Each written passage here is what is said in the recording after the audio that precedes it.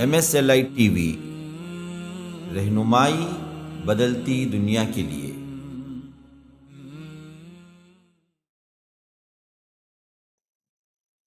ان الحمد لله نحمده ونستعينه ونستغفره ونؤمن به ونتوكل عليه ونعوذ بالله من شرور انفسنا ومن سيئات اعمالنا،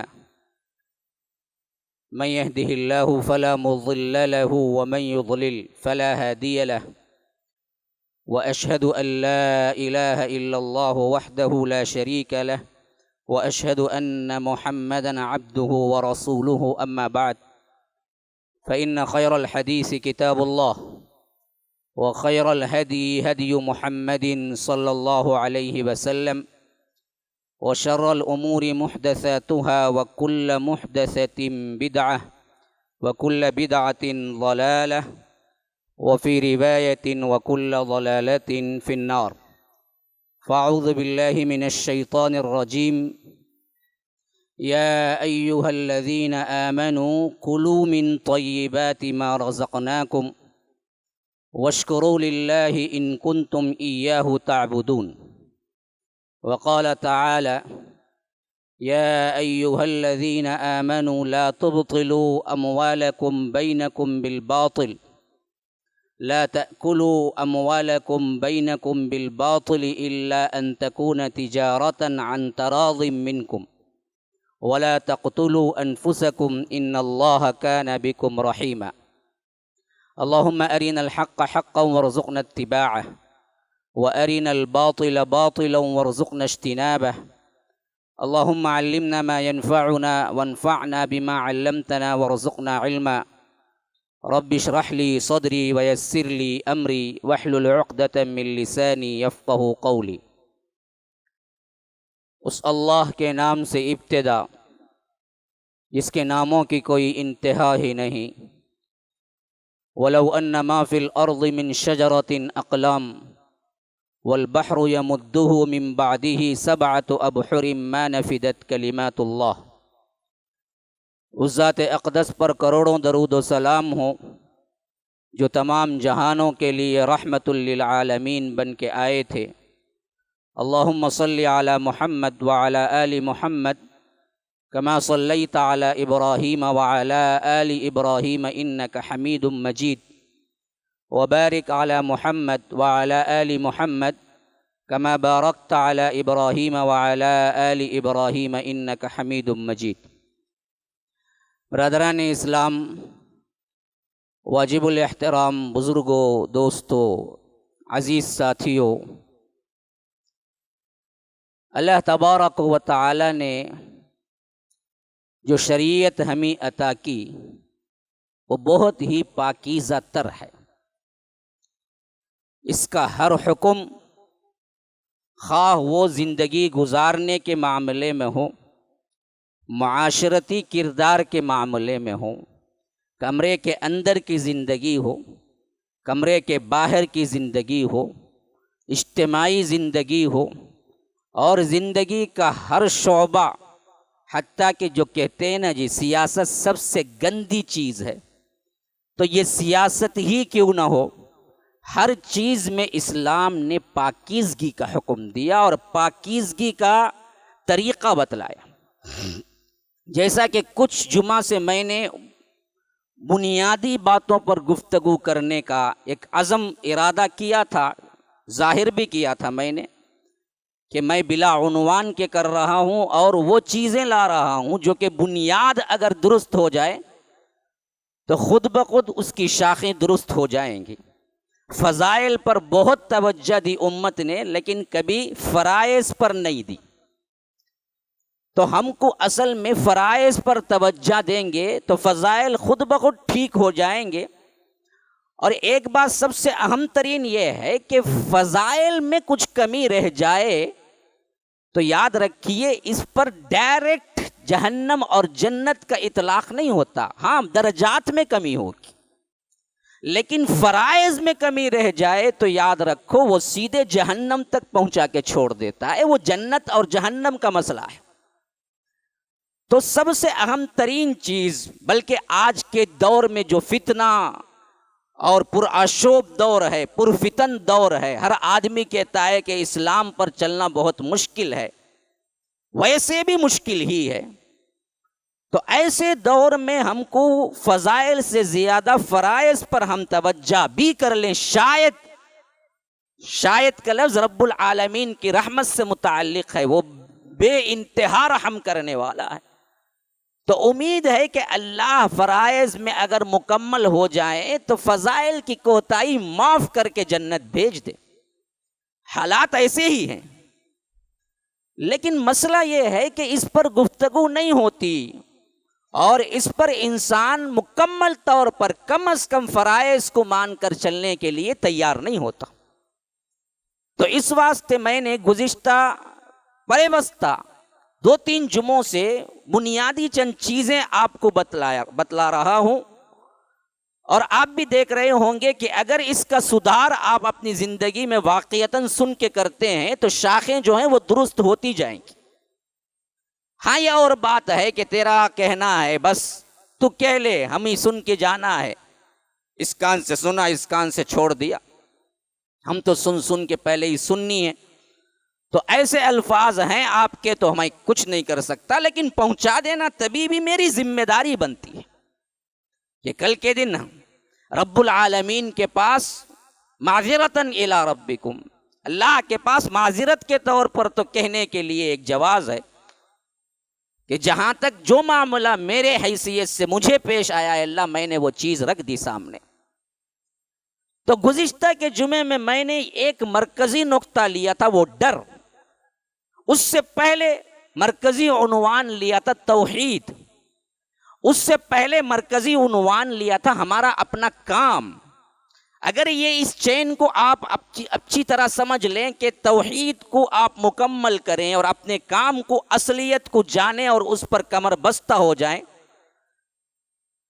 شاید آنے والوں میں 100 یا 150 لوگ ہوں گے یا اس سے بھی کم ہوں گے، میں کہتا ہوں کہ یہ پورے بھی نہیں، ان میں سے 25-50 بھی میرے ماننے پر، میرے کہنے کے مطابق اگر تہیہ کر لیں تو یاد رکھو پورا ٹرپلیکین نہیں، انڈیا نہیں، پورا دنیا بدل سکتا ہے، لیکن ہو تیار، سن کے جانے والے نہ ہو، تڑپ ہو اندر کہ آخر کرنا کیا ہے، یہ بھی کہہ رہا ہے، آخر کیوں کہہ رہا ہے، ہر جمعہ کیا ہے، آپ کے مطابق حد سے بڑھ کے کہہ رہا ہے، ٹائم جتنا دیا جاتا ہے اس سے بڑھ جاتا ہے بندہ، لیکن پھر بھی کہہ رہا ہے تو اس واسطے کہہ رہا ہے کہ آپ کے اندر تبدیلی آ جائے، کوئی 5-10 لوگ کہیں کہ ہاں آپ نے جو کہا تھا ہم بھی تیار ہیں، کچھ بنائیے، کچھ کریے، آپ ہم لے کے چلتے ہیں، کوئی ڈھارس تو مت آئے، کیونکہ انفرادی کام نہیں ہے، یہ اجتماعی کام ہے جس میں مل کر ہی کیا جا سکتا ہے، الگ نہیں کیا جا سکتا، نبی کبھی الگ نہیں کیے، اگر وہ کر سکتے تھے کیونکہ ان کو ڈائریکٹ وحی آتی تھی، پھر بھی انہوں نے جماعت کا ساتھ لیا، ضروری ہے، بالجماع قائم ہوگا اسلام، کبھی بلا جماعت قائم ہو ہی نہیں سکتا اسلام، تصور سے محال ہے۔ اسی واسطے آپ دیکھیے جتنے یا ایھا الذین آمنو جمع کے صیغے میں آئے،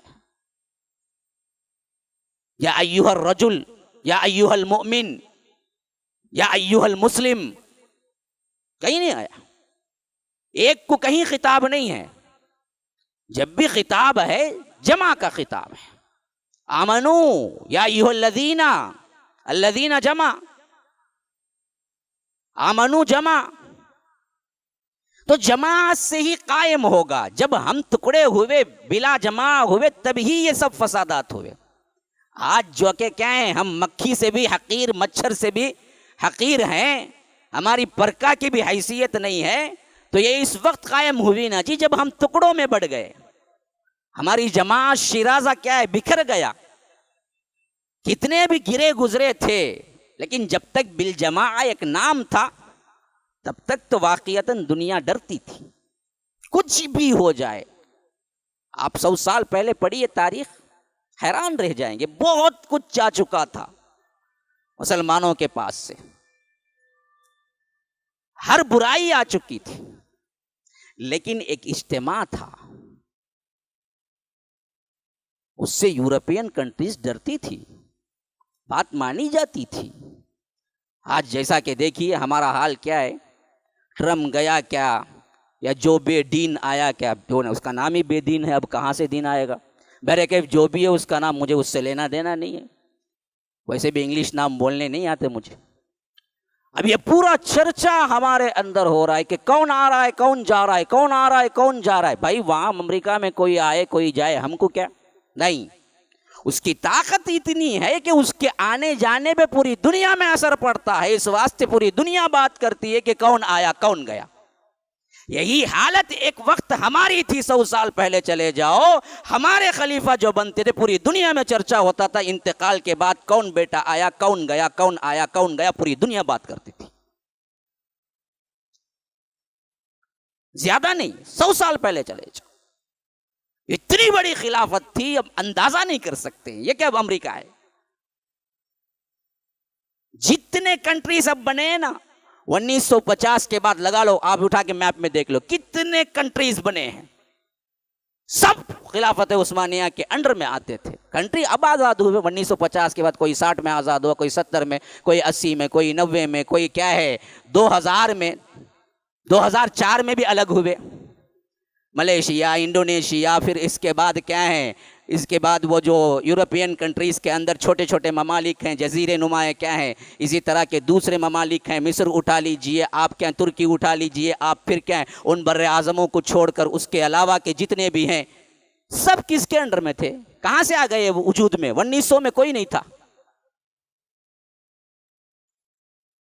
1950 کے بعد ٹوٹی نہ تب ہوا یہ سب الگ الگ خود مختار حکومتیں قائم ہوئی، تقریباً 60 کے اوپر خود مختار حکومتیں قائم ہوئی سلطنت عثمانیہ ٹوٹنے سے، 60 کے اوپر، اور 60 ممالک مل کے سلطنت عثمانیہ تھے، اس کے علاوہ ایشیائی رقبہ تھا۔ تو مسئلہ اصل میں کیا تھا؟ اجتماع کا تھا، اور ہم نے اسی واسطے آپ اچھی طرح نوٹ کریں، اگلا کام جو ہوگا نا جس پر پھر پوری دنیا میں اسلام غالب آئے گا، وہ بھی اجتماعیت سے ہوگا، انفرادیت سے نہیں ہوگا، یاد رکھو۔ یہ ہم جس افراتفری کا شکار ہیں، یہ ایسے ہی رہیں گے، چلتے رہیں گے، کوئی بھی نہیں اٹھے گا لیڈر، کوئی بھی جمع نہیں کرے گا، کوئی بھی ایک جماعت نہیں بنائے گا، لیکن اللہ پیدا کرے گا مہدی کو، اور وہ جمائیں گے، جماعت ہو کر ہی جائیں گے، پھر غلبہ جو ہوگا بالجماع ہی ہوگا، اکیلے مہدی سے نہیں ہوگا۔ اس وقت پوری جماعتیں چلی جائیں گی، ایک جماعت بن کے رہیں گی، وہاں نہ اس وقت نہ حنفی ہوگا، نہ مالکی ہوگا، نہ شافعی ہوگا، نہ حنبلی ہوگا، نہ سہروردی ہوگا، نہ قادری ہوگا، نہ چشتی ہوگا، نہ فلاں ہوگا، جیسے پہلے تھا اسی پر جمع ہو جائیں گے سب کے سب، کوئی فرقہ نہیں، کوئی فرقہ نہیں۔ آپ کو کیا تعجب نہیں ہوتا اگر یہ فرقے رہیں گے؟ تو پھر حضرت عیسیٰ آ کے جو فجر کی نماز مہدی کے پیچھے پڑھیں گے، کیا حنفیت کے مطابق پڑھیں گے؟ لا حول ولا قوت الا باللہ۔ ایک نبی ایک امتی کی پیروی کرے گا؟ کیا خیال ہے؟ بعضوں نے کیا ہے تعصب میں آ کے یہاں تک بھی لکھ دیا ہے کہ ہاں امام ابو حنیفہ کے طریقے پر امام حضرت عیسیٰ پڑھیں گے، نعوذ باللہ ثم نعوذ۔ یہ اپنے امام کا تعصب ہے۔ تو پھر وہ قائم ہو جائے گا وہی دین جو دین اصل میں اللہ کے رسول نے دیا تھا، اور اس وقت جو دین نافذ ہوا اور 30 سالہ دور کے اندر پوری دنیا میں اسلام پھیلا، تو اس وقت بھی نہ کوئی حنفی تھا، نہ شافعی تھا، مالکی تھا، نہ حنبلی تھا، نہ سہروردی تھا، نقشبندی تھا، نہ چشتی تھا، نہ قادری تھا۔ بعین ہی وہی ہوگا پھر قیامت کے قریب، جہاں پھر پوری دنیا میں اسلام نافذ ہوگا۔ ایک ہوں گے، نیک ہوں گے، بس معاملہ پھر چلے گا۔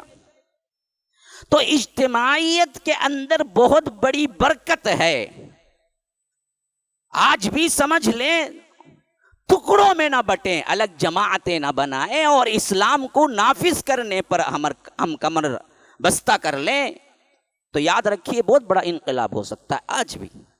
تو بہرکیف میں بتا رہا تھا چند بنیادی باتیں ہیں جن کو لے کے میں آپ کے سامنے آ رہا ہوں۔ توحید کو پختہ کرو، اپنے کام میں جٹ جاؤ۔ کام کیا ہے تمہارا؟ جو بھی ہو، بہت بڑا سائنٹسٹ، ڈاکٹر، لیکن اصل کام وہ ہے اس کا دعوت دین کو پھیلانا، توحید کے لیے تن من دھن لگانا، یہ اصل کام پہ بھیجا۔ جتنے بقیہ تمہارے کام ہے وہ ایڈیشنل کام ہے، کر لو، لیکن جب یہ کام کا وقت آئے گا سب کٹ جائیں گے. جیسا کہ ابھی ایک بہترین مثال پڑا تھا, شاید کیا ہے واٹس ایپ میں گردش کر رہی ہے, کبھی کبھی بہت اچھا کام بھی ہو جاتا ہے واٹس ایپ سے. یہ مثال بڑی بہترین ہے کہ موبائل جب سب سے پہلے آیا تھا اس کا کام کیا ہے؟ اتصال تھا, کال ملانا تھا. ایک غائب آدمی جو دور بیٹھا ہوا ہے اس سے بات کرنا تھا, اسی کے لیے ایجاد ہوا موبائل. پھر ٹیکنالوجی بڑھی تو اس میں ایس ایم ایس ڈال دیا گیا, پھر ٹیکنالوجی بڑھی تو کیمرہ آ گیا, پھر ٹیکنالوجی بڑھی تو انٹرنیٹ ڈال دیا گیا, پھر ٹیکنالوجی بڑھی تو ہزاروں سافٹ ویئر آ گئے, فیس بک آ گیا, واٹس ایپ آ گیا, فلاں آ گیا, فلاں آ گیا, حتیٰ کہ اب تو یوں کہہ سکتے ہیں دنیا کا کوئی کام ایسا نہیں ہے جو موبائل سے نہیں کیا جا سکتا. شاید ہی کوئی کام رہ گیا, ہر کام موبائل سے کر سکتے ہیں. تمہارے گھر میں انڈا نہیں ہے وہ بھی مرغی نہیں ہے وہ بھی منگا سکتے ہیں موبائل سے بیٹھ کے. ہاں, حتیٰ کہ چھوٹی سے چھوٹی چیز بھی منگا سکتے ہیں. سوئی تاگا نہیں ہے آپ فلپ کارٹ سے منگا سکتے ہیں. ہاں, بڑے سے بڑے چیز کو ہی منگا سکتے ہیں, چھوٹے سے چھوٹے چیز کو ہی منگا سکتے ہیں.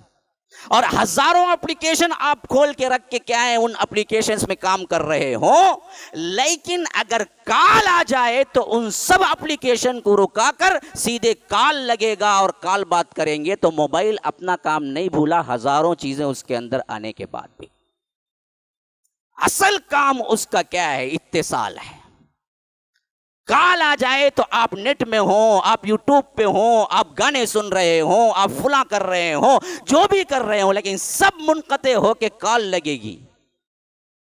اصل کبھی نہیں بھولا ہو, اس کی اصل پہ ہے. تم 50-60 ہزار کا موبائل لے لو یا 1 لاکھ کا لے لو اور اس میں کال سسٹم نہ ہو اور بقیہ تمام اپلیکیشن رکھ لو اور بولے کہ لو بھائی میرا فون کرو, بولے تو کیا بولیں گے تم؟ کیا پاگل ہیں کیا جی؟ کہاں جی, اس میں سم بھی نہیں ہے, بات بھی نہیں کر سکتے, کئی کا فون جی ہے. تو اصل سے نہیں بھولا, یہی بات ہماری بھی ہے. تم جو چاہے بنو, انجینئر بننا چاہتے ہو, ڈاکٹر بننا چاہتے ہو, کچھ اور بزنس مین بننا چاہتے ہو, نہیں دنیا میں کوئی کام کرنا چاہتے ہو, جو چاہے حلال میں جتنی چیزیں کرو, لیکن تمہارا اصل کام نہ بھولو. تمہارا اصل کام توحید کو پہنچانا ہے. یہ اگر سامنے آ جائے پہلے تو یہ کام, پھر اس کے بعد بقیہ تمام کام تھے ہمارے. اس بنیاد پر اگر ہم آگے بڑھیں گے اور تقوی کی روش اختیار کریں گے تو یاد رکھیے اس سے اونچی جماعت کوئی نہیں ہوگی جو بنے گی. تقوی بھی ہو, توحید بھی ہو, کام بھی ہو. آج ہمارا مسئلہ سب سے بڑا یہ ہے کہ کوئی جماعت سوشل سروس پہ بنتی ہے تو ان کے نام کو کیا ہے, توحید کس چڑیا کا نام ہے وہی پتہ نہیں, سب کلین شو سٹا سٹ. کون سوشل سروس کے بڑے گتینوں ہم نے دیکھا ہے جی, بڑے بڑے انجمنیں جو کام کر رہی ہیں نا, کون کر رہا ہے؟ وکیل. کیسا ہے انہیں؟ Pant shirt coat suit tie clean shave. بیوی کیسی ہے؟ عجیب و غریب, ڈانسر معلوم ہوتی. انہیں کون کر رہا ہے؟ مسلمانوں کے لیے کام کر رہا ہے سوشل سروس. توحید معلوم ہی نہیں اسے, دین بھی معلوم نہیں اسے, بس انسانیت کی ہمدردی میں آگے کر رہا ہے.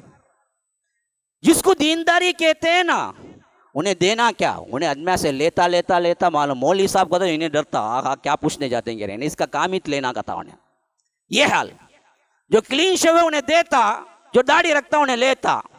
حالانکہ دونوں ایک جگہ رہنا نہیں ہے. کیا کریں گے؟ کام کرنے والوں کے پاس دین نہیں, دین والوں کے پاس کیا ہے؟ لڑائی جھگڑے سے فرصت نہیں. انگلی ہلانا نہیں ہلانا, اوپر بننا نیچے بننا, ہاتھ چیرنا نہیں چیرنا, پاؤں چیرنا نہیں چیرنا. اس میں مسئلہ کٹ جاتا سالہ ہر سال اٹھتا. سعودی کا چاند کی, یہاں کا چاند کی. کیرے کتنے بار پوچھیں گے, زندگی نہیں سدھرتی. 1 سال پوچھا, 2 سال پوچھا, بچپن سے لے کو 35 سال ہوئے تک بھی پوچھتا, پھر 70 سال ہوئے تک بھی یہ پوچھتا, کون سے چاند؟ سدھرتا نہیں, مسئلے سے فرصت ہی نہیں ہے اس کو. حالانکہ یہ دونوں جم جائیں تو بہت بڑا کردار ادا کر سکتے ہیں. یہ مسائل غلط نہیں بول رہا ہوں بھائی, مسائل کی حد تک سیکھ لینا, پوچھ لینا, بس مسئلہ ختم وہاں سے. کام تو اصل تمہارا یہ ہے, آگے بڑھو. نہیں بڑھتے. پھر اس کے اندر یہ کام بھی ہے, توحید بھی ہے. ایسے اشخاص جمع ہو کر اب تقوی کی روش اختیار کریں نا. 1 پائی ہے نا, 1 پائی, 1 روپیہ نہیں بول رہا ہوں میں, 1 روپیے کا بھی نہیں, 1 پائی ادھر کی ادھر نہیں ہوگی بیت المال سے. آج ہر بڑے کے اوپر الزام لگ رہا ہے اتنا دبا لیا اتنا دبا لیا، ہے نہیں ہے؟ ہمارا مسئلہ یہ ہے، قوم اعتماد کر کے لے جا کے دیتی، چند سال میں معلوم ہوتا پورا پیسہ انہوں بنا لے کو، ان کا گھر شاندار بنا لے کو، انہیں نکل گئے، مسئلہ ختم، اتنا دبا لیا اتنا دبا لیا۔ کون دبایا بھائی؟ جو دین کا کام کرنے کے واسطے اٹھا انہیں دبایا۔ کیوں دبایا؟ کیوں دبایا؟ تقوی نہیں، ڈر نہیں، انسانوں کا ڈر تھا، اس واسطے کیسے کتنے لوپ ہول سے وہ لوپ ہول سے جمع کر لیا، مسئلہ ختم، ہے نہیں ہے یہ بات؟ بالجماعت جمع بھی ہو جائے، توحید بھی آ جائے، تقوی بھی آ جائے، ابھی ایک روپیہ ادھر بھی ادھر نہیں ہوگا، قوم کا پیسہ قوم کے لیے استعمال ہوگا، خواہ کوئی دیکھے نہ دیکھے، کوئی پوچھنے والا ہو یا نہ ہو۔ اس طرح اگر کل جماعت بن گئی نا، یہ تین بنیادوں پر، چوتھی بنیاد اب بتاتا ہوں۔ اصل میں میرا مسئلہ یہی ہے کہ میں آتے آتے وقت پہنچ جاتا ہے، اصل پوری گفتگو یہ چوتھے مرحلے پہ بولنا تھا مجھے آج، لیکن پھر بھی سمجھانا بھی مقصود ہے کہ شاید کوئی ایک 5 افراد اٹھ کے کھڑے ہو جائیں کہ آپ نے جو کہا ہم نے بھی واقعتاً سن رہے ہیں بہت سالوں سے، ہم تیار ہیں۔ دل چاہتا ہے کہ ایسے 4-5 لوگ بھی اٹھ کے ساتھ دے دیں تو ہم کچھ کام کرنے لگیں۔ تو اب یہ چوتھا مرحلہ جو ہے نا وہ کیا ہے؟ پاکی۔ کیسے پاکی جی؟ 2 طرح کی پاکی انتہائی ضروری ہے جو بنیاد ہے۔ ایک ہے جو مال تمہارا آ رہا ہے وہ مال کی پاکی،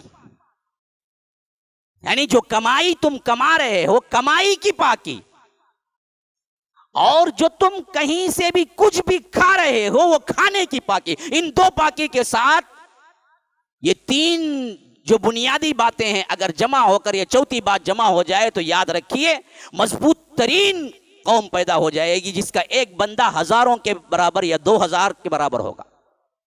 چوتھی بات پاکی۔ پاکی کیسی؟ ایک وہ پاکی ہے جتنا تم ایک پیسہ بھی تمہارے پاس اگر آیا ہے تو وہ آیا کیسے؟ حلال طریقہ ہے، حلال کمائی ہے، حلال سے آیا ہے۔ کھایا تم نے جس سے بدن بنایا، اس میں ایک لقمہ بھی حرام کا ہے، شبے کا ہے، صحیح ہے۔ کس سے بنا ہے یہ جسم؟ حرام سے بنا ہے، حلال سے بنا ہے۔ کھانے کی پاکی، کمانے کی پاکی، کیونکہ اس پر سب سے زیادہ زور دیا گیا، حتیٰ کہ رسولوں سے بھی خطاب ہوا۔ میں نے جو آیت ابھی پڑھی اس میں عام خطاب ہے، یہ عام خطاب سورہ بقرہ کے اندر آیا، یا ایھا الذین آمنوا، اے لوگوں جو ایمان لائے ہو، کلوا من طیبات ما رزقناکم، اللہ نے جو رزق تمہیں دیا ہے اس میں کھاؤ، لیکن طیبات، پاکی کے ساتھ، پاک چیزیں کھاؤ۔ واشکروا للہ ان کنتم ایاہ تعبدون، اور اللہ کا شکر ادا کرو، اللہ ہی کی عبادت کرو، پاک چیزیں کھاؤ، ناپاک چیزیں نہ کھاؤ، ناپاک چیزیں نہ کماؤ۔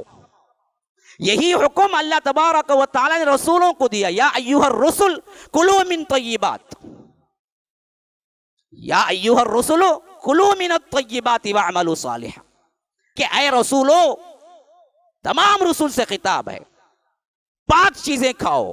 اور اللہ کے رسول ان 2 آیتوں کی تشریح کرتے ہوئے مسلم کی روایت میں حضرت ابو ہریرہ سے جو مروی ہے بہترین تشریح کی ہے، فرمایا کہ ان اللہ طیب لا يقبل الا طیب، دیکھو اللہ پاک ہے، اللہ صرف پاکی کو قبول کرتا ہے، سود کا پیسہ نہیں قبول کرے گا، حرام کاری کا پیسہ قبول نہیں کرے گا، خواہ تم شاندار ترین عمارت بن کے کیا ہے مسجد بنا دو، قبول ہونے کے لیے شرط پاک ہے، کیونکہ اللہ خود پاک ہے۔ ان اللہ طیب لا يقبل الا طیب، وَإِنَّ اللَّهَ أَمَرَ مُؤْمِنِينَ كَمَا أَمَرَ بِهِ الْمُرْسَلِينَ، اللہ نے جو حکم مومنوں کو دیا ہے وہی حکم رسولوں کو بھی دیا ہے۔ پھر اللہ کے رسول نے یہ 2 آیات پڑھی، یا ایھا الذین آمنوا کلوا من طیبات، اور اسی طرح یا ایھا الرسل کلوا من الطیبات، کہ دیکھو اللہ تبارک و تعالی نے مسلمانوں کو بھی حکم دیا کھاؤ تو کیا ہے پاک چیزیں کھاؤ، اور رسولوں کو بھی حکم دیا پاک چیزیں کھاؤ۔ تو جو کھانے کی چیز ہے، وہ کھانے کی چیز ہے جس سے جسم بنتا ہے وہ پاک ہو، حتیٰ کہ اس حیثیت سے اللہ کے رسول صلی اللہ علیہ وسلم یہ بات کو ذکر کرتے ہوئے صحیح مسلم کی اسی روایت کنٹینیو ثم ذکر الرجل، اللہ کے رسول صلی اللہ علیہ وسلم کہتے ہیں کہ پھر ایک آدمی کا ذکر کیا، یطیل السفر اشخص اغبر، بہت لمبا سفر کر کے، غبار آلود، گرد سے اٹا ہوا، پریشان حال، بہت لمبا سفر کر کے حج بیت اللہ کے لیے یا عمرے کے لیے پہنچتا ہے. ہاں بہت لمبا سفر کرے، گویا کہ ہندوستان سے جا رہا ہے کوئی بندہ. 15 دن ہوتے تھے اس زمانے میں شپ میں.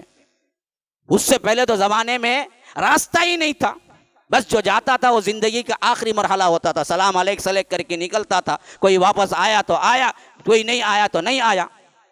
ہم لمبا سفر کر کے، اشعث اغبر، پیاسا، پراگندہ بال، گرد سے اٹا ہوا، لمبی مدت سفر کر کے کہاں پہنچا ہے؟ وہ بھی اس مقام پہ پہنچائے جہاں دعائیں رد نہیں ہوتی، حرم کعبۃ اللہ. پھر کیا ہے؟ پکارتا ہے یا رب یا رب، اے اللہ اے اللہ، دعائیں شروع کرتا ہے. لیکن کیا کہ حال کیا ہے اس کا؟ فَأَكَلَهُ حرام وَمَلْبَسَهُ حرام وَغُذِّيَ بِالْحَرام فَأَنَّى يُسْتَجَابُ لَهُ. اس کا کھانا حرام، اس کا پہننا حرام، اس کا جسم کا انگ انگ حرام، حرام سے بنا ہوا ہے. فَأَنَّى يُسْتَجَابُ لَهُ. پھر اللہ تبارک و تعالیٰ اس کی دعا قبول کیوں کرے گا؟ حرام سے دعا قبول نہیں ہوتی. آج دیکھ لو اس فلسفے کو اگر سمجھنا ہے، اس حدیث کو آج دیکھ لو. کتنے حج، کتنے عمرے، کتنی عبادتیں لوگ کر رہے ہیں، ایک دعا قبول ہو رہی ہے، ایک دعا. ہر ایک کی شکایت یہی ہے، مولوی صاحب کتنے سال سے دعا کر رہا ہوں، مولوی صاحب دعا قبول نہیں ہوتی ہے. کیسے ہوگی؟ حرام سے بنا ہوا ہے. پہننا حرام، کھانا حرام، جسم کا ٹکڑا ٹکڑا حرام، حرام کی سانس، حرام کا جینا. کیسے قبول کرے گا اللہ دعا؟ دعائیں قبول نہیں ہوتی. آج کی دنیا میں اگر کسی کی دعا قبول ہوتی ہے تو یاد رکھو وہ واقعتاً اللہ کا ولی ہے. نہیں ہوتی، لیکن پریشان حال ہے بندہ. کب سے دعائیں کر رہا ہوں. اس زمانے میں مستجاب الدعوات کے نام سے لوگ مشہور تھے. کیوں؟ اتنے پاکیزہ تر تھے. ہاں، اتنے پاکیزہ تر تھے کہ ایک ایک بھی دعا کے لیے ہاتھ اٹھا دیں تو ادھر کی دنیا ادھر ہو جاتی تھی. کیوں؟ تھے اتنے پاکیزہ لقمہ کھانے والے. صدیق اکبر جیسی شخصیت جن کو اللہ کے رسول نے ایک ایک نہیں، دو دو نہیں، تین تین نہیں، چار چار نہیں، کئیوں مرتبہ کہہ دیا کہ تم جنتی ہو، تم جنتی ہو، تم جنتی ہو. ان کو کیا احتیاط کی ضرورت تھی؟ جو غلام لا کے انہیں کھانا دیتا تھا ہمیشہ پوچھ کے کھایا کرتے تھے. حلال کمائی سے لائے ہو نا، اس میں کوئی چیز حرام تو نہیں ہے. حالانکہ صدیق اکبر کا زمانہ، کہاں سے حرام کمائی ہو سکتی ہے؟ یہ غلام خود گھر کا غلام ہے، وہاں حرام کمائی کیسے ہو سکتی ہے؟ لیکن ہمیشہ پوچھ کے کھایا کرتے تھے کہ کھانے میں کوئی چیز تو نہیں ہے جو حرام ہے. جب تسلی ہو جاتی تو کھاتے تھے. ایک دوپہر کھانا لایا، سب بہت زیادہ بھوک تھی، کھا لیا. غلام نے پوچھا کہ خلیفۃ المسلمین ہمیشہ پوچھتے تھے، آج پوچھا نہیں؟ کہا کہ ہاں جی بہت زیادہ بھوک تھی، کھا لیا. بتاؤ اب پوچھتا ہوں کہاں سے لائے؟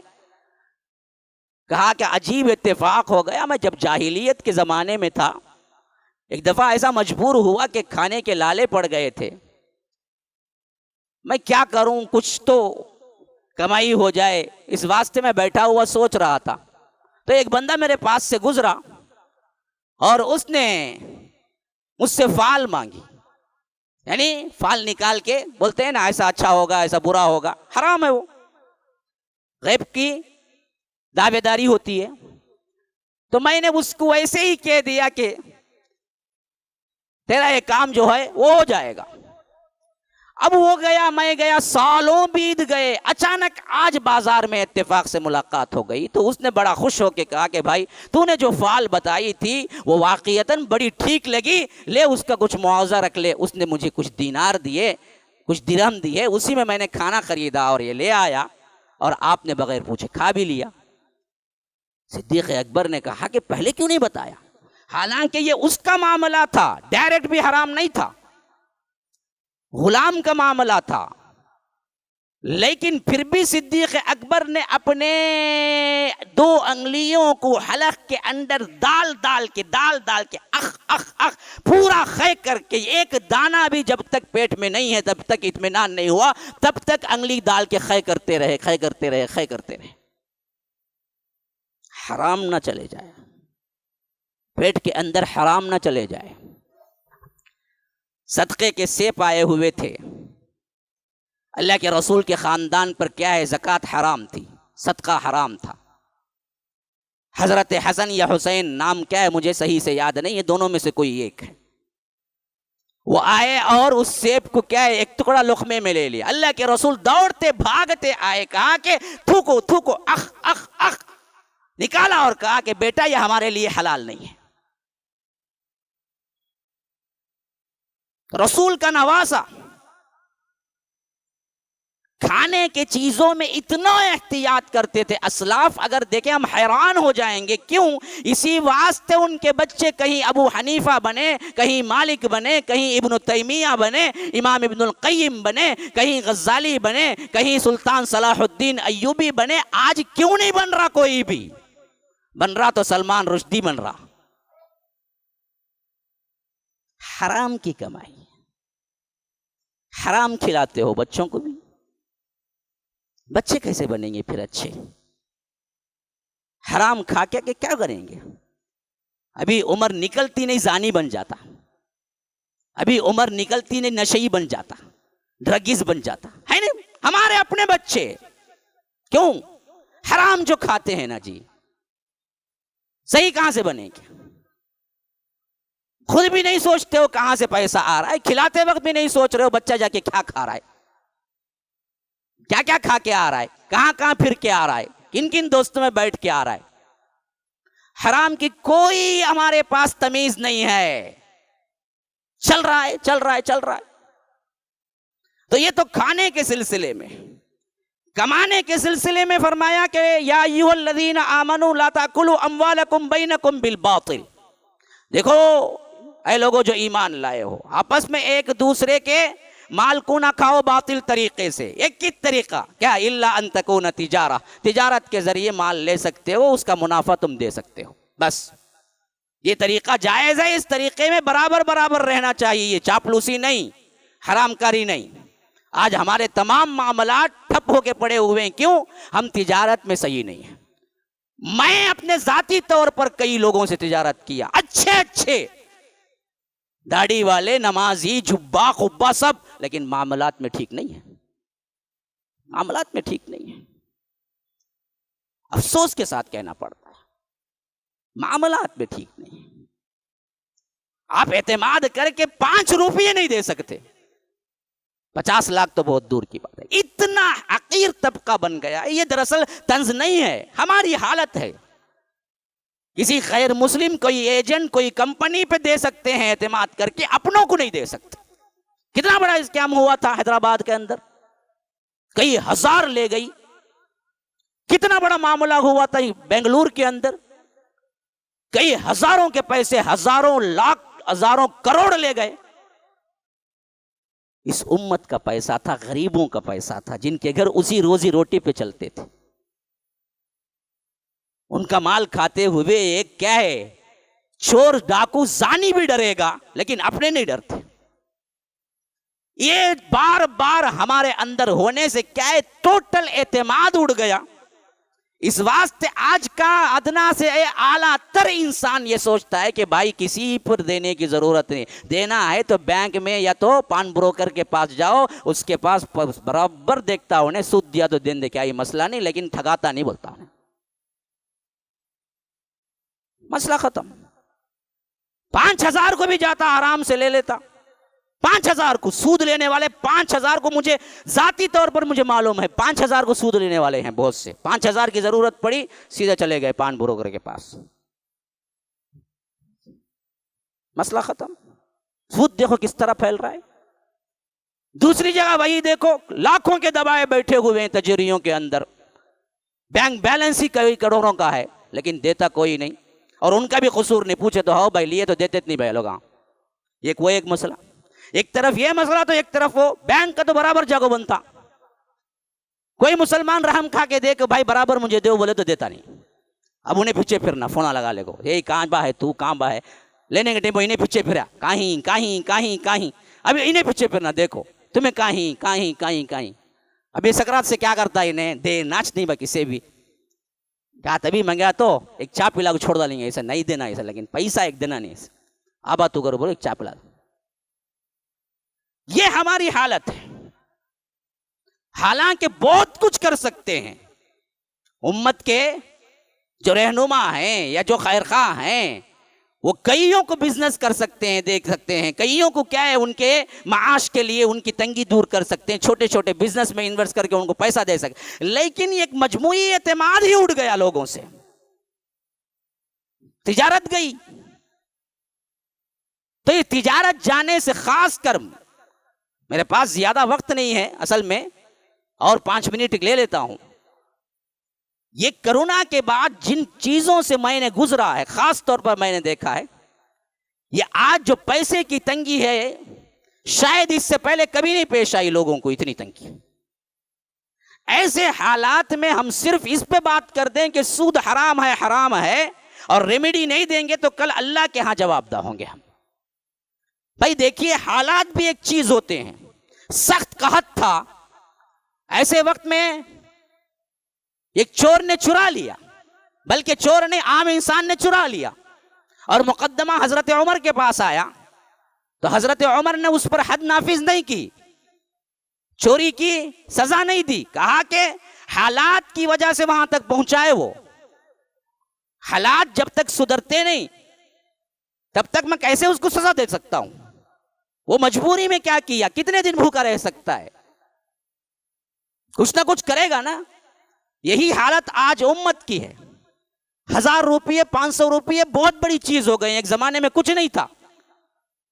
اور اس وقت ہم ان کو حل نہ دیں اور ہم صرف حرام پر بات کرتے رہیں تو یاد رکھیے اس کو یہ حل نہیں ہے، اور ہم ان کو کچھ نہیں بول سکتے، ملامت نہیں کر سکتے.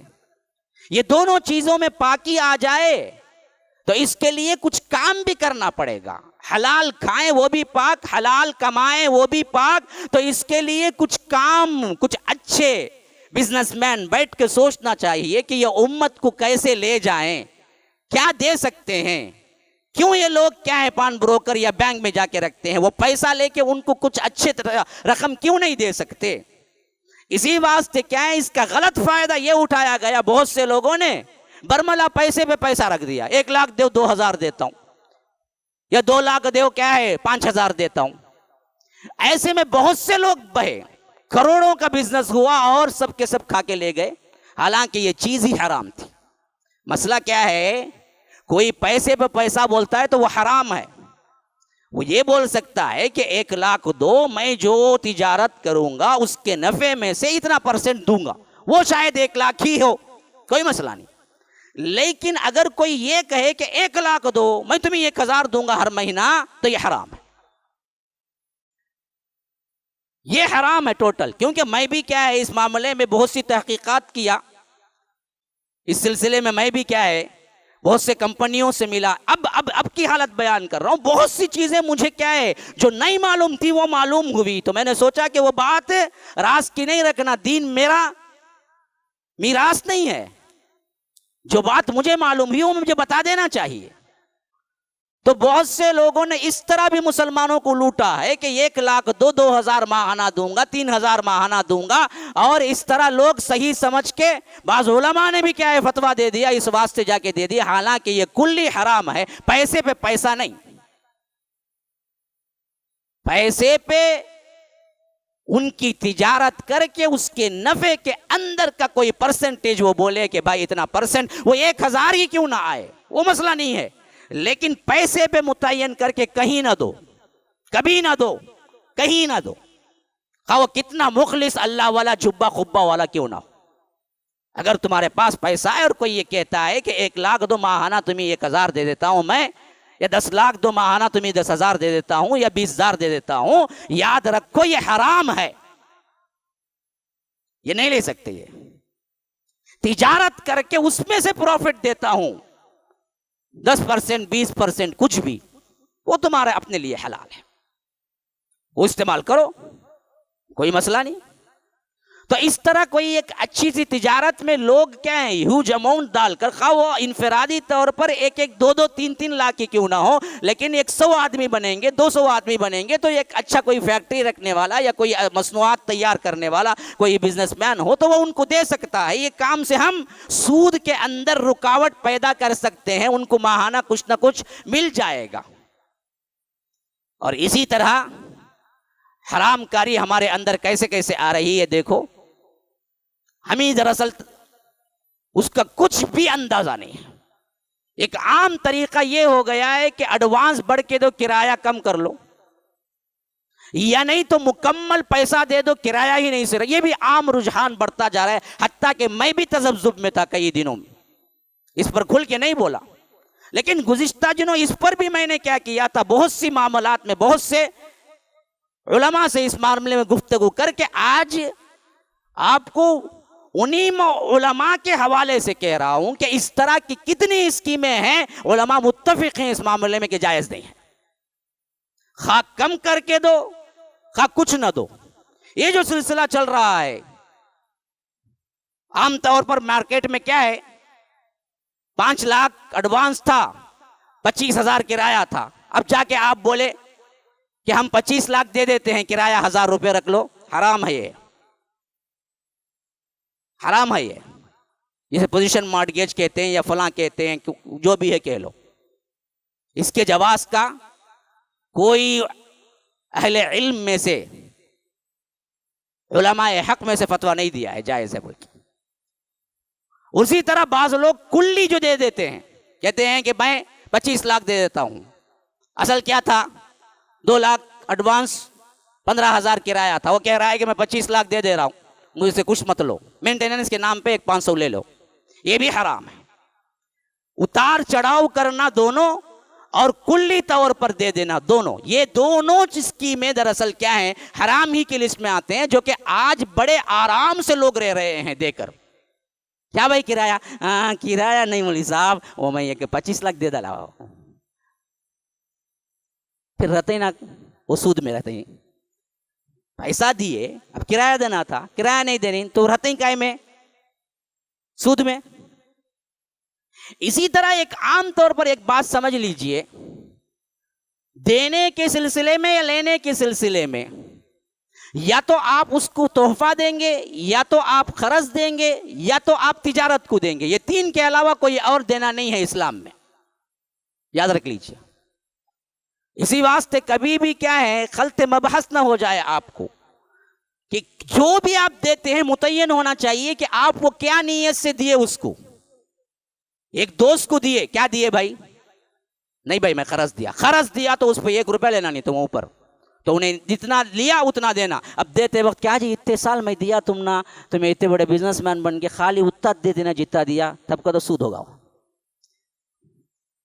نہیں، تمہیں دیے، بولتے میں تحفہ دیا بھائی، لیکن تحفہ دیے بول کو کیا ہے، اندر سے سوچ لے کوئی انہیں بڑا ہوا تو ضرور مجھے دیں گا، ضرور مجھے دیں گا، نہیں دیا تو گالیاں دیتے۔ اب اصل میں کیا دیا، پہلے سے سود کی نیت سے دیا، تو تحفے میں کوئی ریٹرن نہیں۔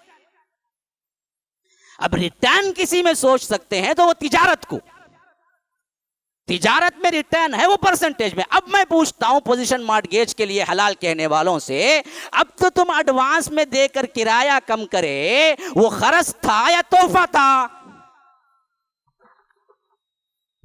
اگر تم کہو کہ میں نے قرض دیا تھا تو پھر کیسا اس کے سے تم کیا ہے کرایہ نہیں سو کم کرایہ میں تم رہ لیے، تب قرض پہ 1 روپے لینا نہیں نا اوپر رہے، قرض جتنا دیے اتنا لینا واپس۔ پھر تمہیں اب جو رہ رہے ہیں وہ میں دیا بول کے اتنا رہ رہے ہیں، نہیں ہے نا مسئلہ، قرض پہ پیسہ لیے تو حرام۔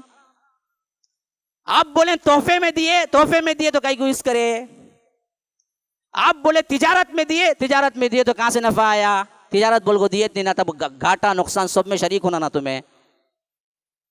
تینوں میں نہیں ہے تو پھر کائے میں دیے تمہیں؟ تو دیے سو ایک اور طریقہ رہ گیا ہے، وہ کیا ہے؟ رہن میں دے سکتا ہے بندہ. مثلا ضمانت پر، بھائی تمہارے اوپر اعتماد نہیں، اچھا بھائی یہ لو بھائی یہ چیز رکھو، میں جاگو کیا ہے 10,000 روپے دو مجھے، یہ چیز رکھو، یہ گھڑی رکھ لو 10,000 روپے. اب یہ گھڑی کیا ہے؟ رہن. اب یہ گھڑی جو رہن ہے انہیں لیا نا، انہیں اس میں دو باتیں ہیں. اس میں بھی انہیں استعمال نہیں کر سکتا، یہ گھڑی انہیں استعمال نہیں کر سکتا، خالی سیونگ کو اٹھا کے رکھ سکتا انہیں. ہاں اب جسے تمہیں دیتے 15 لاکھ یا 20 لاکھ، انہیں کیا اٹھا کو رکھتا خالی، اس کیسے لیتا انہیں پیسہ؟ انہیں یا تو بینک میں ڈال کو سود کھاتا یا نہیں تو تجارت میں ڈال کو پیسہ کھاتا، دونوں حرام اس کے واسطے. تو کسی نہ ہی سے ایڈوانس بڑھ کر دے کر کرایہ کم کروا لینا جائز نہیں ہے، لیکن ہمارے اندر یہ معاملات بالکل آسانی سے ہو رہے ہیں. تو میں یہ 2-3 مسئلے صرف اس واسطے رکھا کہ اس پر توجہ بہت کم ہے ہماری، عام ہوتا جا رہا ہے یہ معاملہ. اور تنگی کی واسطے لوگ کیا کر رہے ہیں؟ ماہانہ نہیں دے سکتے نا بھائی، اس واسطے کہاں سے تبھی ادھر ادھر سے کیا ہے لے جا کے کچھ پیسہ دے ڈالو ایڈوانس میں اور کرایہ معاف کرا لو کا مسئلہ آرام سے ہوتا جا رہا ہے، لوگ خاموش ہیں اس پر. حالانکہ حلال آئے، حلال کھائے اور حلال کمائے، یہ 2 چیزیں انتہائی بنیادی چیزیں ہیں. اس کو ہم اگر صحیح کر لیں گے تو آپ کی دعائیں مقبول ہونا شروع ہو جائیں گی. تو یاد رکھو، دعائیں جب قبولیت کے درجے پہ پہنچ جائیں گے تمہارے مسائل بھی حل ہو جائیں گے. مسئلہ حل کب نہیں ہوتا؟ جب دعا قبول نہیں ہوتی. تم دعا کے لیے ہاتھ اٹھاؤ، اللہ قبول کر لے تمہارے مسئلے کے لیے. اے اللہ میں پریشان ہوں، اے اللہ مجھے رزق میں کمی ہے، اے اللہ تنگی ہے، اے اللہ میں تجارت شروع کیا ہوں اس میں برکت دے. خالی ہاتھ اٹھائیں، اللہ قبول کر لے تو تمہارے مسئلے تو حل ہو گئے نا جی. تم کو تو پیسہ غیب سے آئے گا. حرام کاری نہ کرو، حرام نہ کھاؤ، اللہ دے گا ضرور. هذا وبالله التوفيق وصلى الله وسلم على نبينا محمد. أسأل الله لي ولكم ولسائر المسلمين من كل ذنب فاستغفروه إنه هو الغفور الرحيم.